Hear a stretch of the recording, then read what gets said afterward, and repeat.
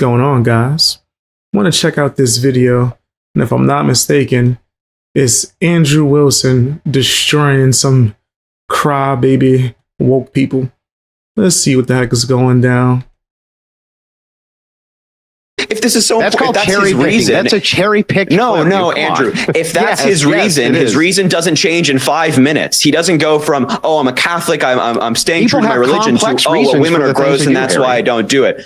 Wait. You just said that his religion is the main reason as to why he's celibate. So that's now it was the main reason 5 minutes before, and then it fast forward to 5 minutes later, and he's like, oh, well, women are gross. That doesn't mean he can't have multiple reasons and a primary reason. It's just such an important reason that he didn't bring it up again. That makes total sense. He just brought up an entirely different reason. Okay, so that was his first reason. That was his first reason because it was the most important reason. But in that interaction, he didn't say anything about religion. And if it's his central view, if it's so central to who he is, that he bases his misogynistic views off of, well, the other thing, if I could jump in, the other thing, we bring. Come on, Ed, don't crash out like you did on that podcast, man. Hang on, let me bring Glenn back in. Andrew Wilson calls out Piers Morgan for roasting Nick Fuentes for abstaining from sex, calls him out, says he should have got credit. Check this out. There was a part of the interview where you were very combative and you said you haven't even been laid and you're a virgin. See you, medium.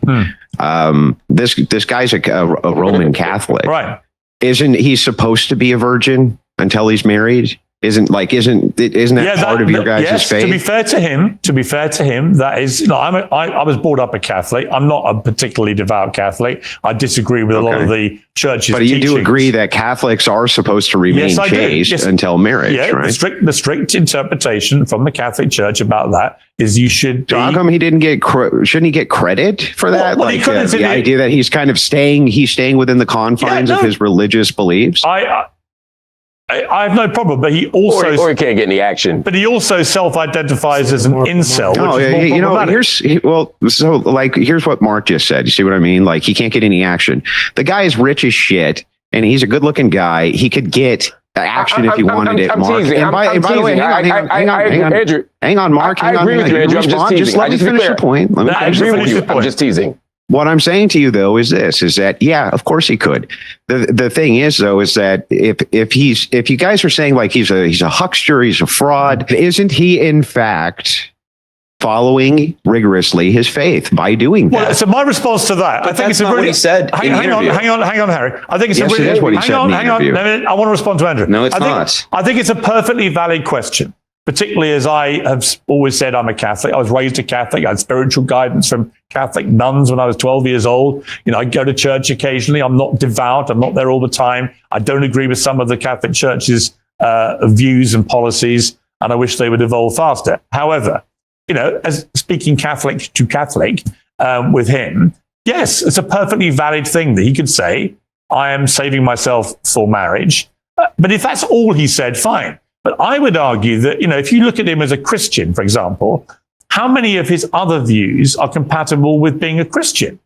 Right? His view on the priesthood, for instance, was correct. His Jew baiting, his overt racism, the despicable way he talks about women generally, and so on. None of those things are what you would categorize as being a good Christian. So I think you can have dogmatic distinctions with him, and that's fine within the confines of the faith. But with the points he brought up, when he said women aren't allowed to be clergy, that's true. They're not allowed to be clergy by the Catholic faith. And when he said he's saving himself for marriage, but he also said he shouldn't. When he said women, Andrew, when he said that women shouldn't be allowed to vote and should stay at home, i.e., shouldn't also have jobs. Would you agree with that?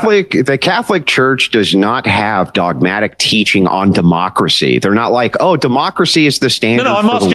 I hate when people that don't go by, I guess you could say, Christian guidelines, as they would put it, themselves, but then will sit here and try to push that onto you. And like, why won't you do this? And aren't you supposed to do this? They're like, are you doing it? If you ain't, then what are you talking about? I'm asking you whether you think when he says women shouldn't be allowed to vote and should stay at home and not work. Well, I think most people shouldn't be allowed to vote. I think I would limit suffrage for most people, like our founders did. I think would you make it specific to women? Universal suffrage. Would you make it specific to women? Gender, not specific. Not specific. Hang on. Let me finish this. Why would that matter? Ultimately, I do think if you say women voting, yes. I do think after they've waged a 100-year war, women for women's equal rights, to then remove one of the wrenching building blocks of that, which is what the suffragettes fought for, the right to vote. I think if you remove that... Oh, come on. That whole movement was totally astroturf. That's one. And well, two, it won them the right let's to just vote. point this out. There's a good argument from a Christian perspective to make that the husband, the head of the household, should be the one voting. Within his dogma, that would make sense. So there... Wow, look at Harry Sisson's face. He always makes these faces and you can't tell if he's going to sneeze or shit himself. Like, am I going to say bless you or what the actual F is that smell? There is a Christian case that you could make for that the head of household, the wife, right now, what goes on in Christian households is that the wife is just doubling the vote of the man, right? So this is not against the purview of Fuentes, and it doesn't even sound particular. Said facts. It's disgusting when they try to weaponize the faith. 100%. I'm not with that. I feel like that's disgusting. Just me personally, right? Purely misogynistic. But I don't like seeing it at all. I really do not like seeing that. It's mad nasty. So you could use the book when it comes to trying to go after people. But you can't use the book in your life. To me. Okay, the 19th Amendment. Harry, what's your response to that? Uncensored.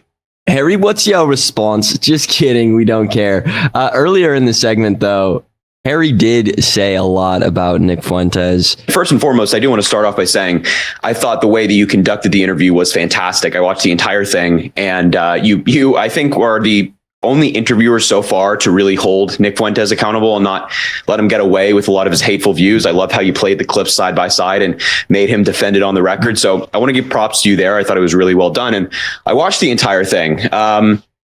And I was trying to decide, similar to you, does Nick Fuentes actually believe these things, or is he doing it for the money? Is it performative? And I might disagree slightly with you. I think it's both. I think he does believe some of these things, and I think some of it's performative. I think when he tried to moderate himself, that's performative. But the more hateful views that, as you mentioned, when the mask kind of slipped, that's what he truly believes. You could tell that he was trying to moderate himself when, as you were talking about with Dr. Phil, talking about the Holocaust. He said, I believe it was a Holocaust, at least 6 million Jews. He said that, but then simultaneously claimed that Hitler is cool and that he liked his uniforms and the music and things like that. So, no, I mean, I think Nick Fuentes broadly is a sad, insecure man. I think he's a liar. I think he's a grifter. And I think you exposed that in the interview. Andrew Wilson, what did you think? Well, I was just watching your previous segment and I thought that the framing there was a little off. So I've always appreciated coming on the show and letting me get my viewpoints out. But I do take some issue with your framing. You did bring up the guy's dad and you said his name. And when you said it on the air that way, this is a person who has had people attempt to assassinate him. They have come to his house, shown up at his door, and tried to kill him. And that's on video happening. And so when you said the guy's name and then try to tie it into racism, I know that you know this, Piers, but the left broadly will do these harassment campaigns.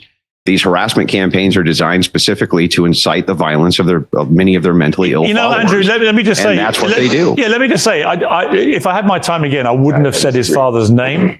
But I would have still told the anecdote because I thought it was really important to. Wow. So even Piers kind of regrets saying his father's name. I find that to be a little like too little, too late, frankly. Yeah, that's pretty jacked up.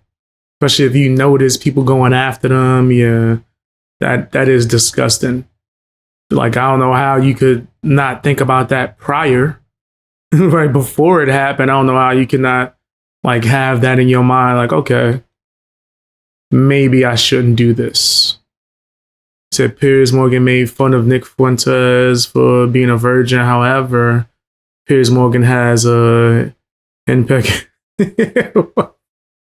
which he could argue is worse. That's great, yo. Dead ass though.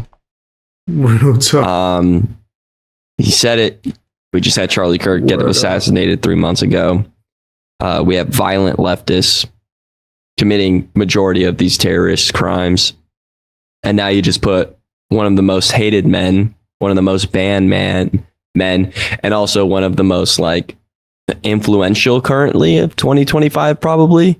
You just put his dad's name out there. Like, you kind of knew what you were doing, Piers. But let's get back to what Harry Sisson has to say. You saw him throw his hands on his head. Oh my gosh, Andrew Wilson, why do you even care that he said his dad's name? Like, dude, this is so crazy, because Harry Sisson is somebody who will never have to deal with anything other than upset right-wingers who are going to call him gay. He won't have to deal with people banging on his door at 3 a.m. with a crossbow like Nick Fuentes had to. Yeah. He won't have to deal with losing his spouse traumatically in a public execution. Nonetheless, let's hear what he has to say here. There's so much to respond to right there. I do want to point out that Andrew was talking about, Nick Fuentes is a good Christian. He's being celibate until marriage because of this reason. That's not what he said in the interview. When he was going back and forth with you on this, Piers, he talked about how women are gross and they get fat and they're ugly, and he wouldn't give his female friend a tampon because they're gross and things like that. So Andrew is making an argument for Nick that Nick did not make in the interview. Nick Fuentes is just an open misogynist who has spent far too much time in his basement alone, festering online and getting involved in his own conspiracy theories that he's creating. There's nothing, or at least via his own words in the interview, he did not present it as a case of him being religious and him staying perfectly to the religious text. Now, no, yes, he did. I have the quote. Go watch the viral clip. Wait, Andrew, go watch the back and forth with Piers. Go watch the back and forth with Piers when he in front of me. Andrew, please be quiet. Go watch the back and forth with Piers in that specific instance. Harry, no. Why are you a virgin? Have you slept with anybody? And yes, go watch the clip. Fine, let the record speak for itself. You can go watch the clip if you'd like. That's what he said. No, you said he didn't give a reason. The entire interview. Andrew, can you please be quiet? Can you just zip it for a second? Why don't we watch the exchange again and clarify? Let's do it. Are you actually attracted to women? I am attracted to women. You're not gay? No. But I will say that women are very difficult to be around. Okay. So there's that. And do you think they should have the right to vote? I do not. No, absolutely not. They should stay at home? Well, yeah, absolutely. So basically, you're just a misogynist old dinosaur, aren't you? For a young guy. Yeah. I mean, I know I'm the boomer. I know I'm the boomer here, but actually, you're a 27-year-old dinosaur, aren't you? Aren't you, Nick Fuentes? All women. I am. All women are annoying. All women grow old. They all get. As much as I would even disagree with Nick Fuentes, this is mad performative from Piers Morgan. And what was he supposed to say? Like, you're a dinosaur, aren't you? Yes, I am. Like, yo, that's so crazy. Says the guy, have you ever had sex? No, absolutely not. Wow. Says the guy who's never got laid. Okay. That's the thing, though. You boomers, it's always, you're an expert in women, free love. Given you've never got laid? Yeah, we are going back to the Stone Age. You're absolutely right. This, you're talking about empathy, and your kids are empathetic, and they would never laugh at a joke about the Holocaust, and you're a misogynist. You can't have an opinion because you never got laid. Good one, Piers. The good Piers. That's great. You're a simp yourself. You're totally henpecked. That's the problem. So he doesn't actually there. Like, can he try to not make faces that are just so punchable? Oh, can he just try it? Like, please don't. In a video game. That's what he's speaking on, I believe. In a video game, I don't think he trying to throw hands for real. Do the punchable face, please. Oh, man. What a fucking L. Andrew, mention the reason that you've given. Not in that clip, but he did mention that he, if it's so important to him, why didn't he say it? Supposed to be chased. If it's so important to him, why didn't he say it right there? Why didn't he say it right there? Because his reasoning right there was women are gross and they get fat and things like that. Yeah. Wait, no, but if this is so that's important, called that's cherry his picking. reason. That's a cherry pick. No, Andrew. If that's his reason doesn't change in 5 minutes. He doesn't go from, oh, I'm a Catholic, I'm staying true to my religion, to, oh, well, women are gross and that's why I don't do it. Wait. You just said that his religion is the main reason as to why he's celibate. So now it was the main reason 5 minutes before, and then it fast forward to 5 minutes later, and he's like, oh, well, women are gross. That doesn't mean he can't have multiple reasons and a primary reason. It's just such an important reason that he didn't bring it up again. That makes total sense. He just brought up an entirely different reason. Okay, so that was his first reason. That was his first reason because it was the most important reason. But in that interaction, he didn't say anything about religion. And if it's his central view, if it's so central to who he is, that he bases his misogynistic views off of, well, the other thing, if I could jump in, the other thing we bring. Come on, Ed, don't crash out like you did on that podcast, man. Hang on, let me bring Glenn back in. The other argument, which I thought was interesting, and I thought I missed a bit of a trick here with him, was when he was talking about the Holocaust, where people have assumed he's a Holocaust denier because of things he said in the past, of trivializing it and questioning the number of people who've died and so on. He seemed to try and take a more moderate position, which was, yes, I believe 6 million Jews were killed, maybe more. Whether he meant that or whether he was being some sort of satirical. He was satirizing you. He was satirizing that. That's what I now believe was probably happening. Yeah. So I suspect he was. Yeah. But regardless, his argument was it all happened so long ago. Why did Jews continue talking about the Holocaust? We've all moved on. They use it all the time as a political weapon and so on. And of course, I suppose the obvious question for him, I went and checked afterwards how many times he's talked about, for example, on his show, the crucifixion of Jesus Christ, which was over 2,000 years ago, right? He does it all the time. So, if I'd been smart in the moment as a fellow Christian, I would say, well, hang on, but isn't that exactly what Christians do all the time about the crucifixion? What's the difference? Sounds like his religion does matter to him. Because it's absolutely central to their religion. And I think, I do think so much of what your interview with Nick Fuentes highlighted was extreme generational differences. It was sometimes like watching two people speak different languages. Piers, you and I are kind of the same age. You're obviously older. Everyone can see that, but just a little bit. And, for people who were born in like the 60s, the Holocaust was just 20 years before. World War II had just ended 20 years before. He said, so yeah, Jack Rattlesnake talked about it. My bad. Is it? Yeah, I said it right. Talked about it. Piers Morgan wife puts pictures on men. What? She puts pictures of men on social media. Talks about going away for vacation. Yeah, that's pretty nasty. There was a mythology about the United States, about our role in the world, about how great of a country we were, about all the great things we did, about the Holocaust, the unique evil. Now it's 75 years ago. And people who are a next generation, where Harrys were born in, 2000 and 2002. And this idea that the Holocaust has been weaponized. We've been beaten over the head with it for 8 decades. We've been forced to spend and pay huge amounts of money in reparations, or that slavery is sometimes weaponized that way. This is a very common view. So I think when he's doing things like making jokes about the Holocaust, it's not because he thinks it's funny that huge numbers of people were exterminated. I think it's a way of purposely being transgressive about orthodoxies and pieties that a lot of people in his generation don't accept. But Glenn, hang on. Hang on, Harry. Hang on. There was a callousness to it. And I'll tell you why. I brought on a guy called Danny Finkelstein. He's a top journalist for the Times newspaper over here, who wrote a very powerful book about his family and their horrendous experience at the hands of Hitler and Stalin. And it's incredibly powerful. It's very moving. It's informed his life.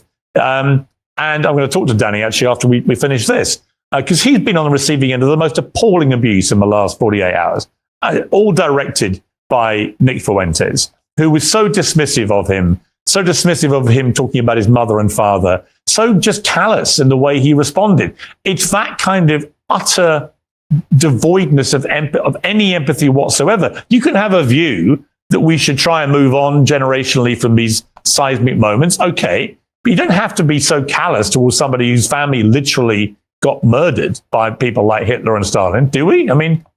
Oh my goodness, Piers. You pulled up that clip because you said he was a Holocaust denier. You thought he was, so you bring up that clip to try and make him feel bad, and then to moral, just virtue signal on him. You just try and fucking beat him down oh, don't you feel bad about this? Why aren't you acting like a decent human being? God, terrible accent. But yeah, you guys get the point. That's what he tried to do. Yeah, the accent was horrible. But yeah, I definitely think that they're wilding out on here.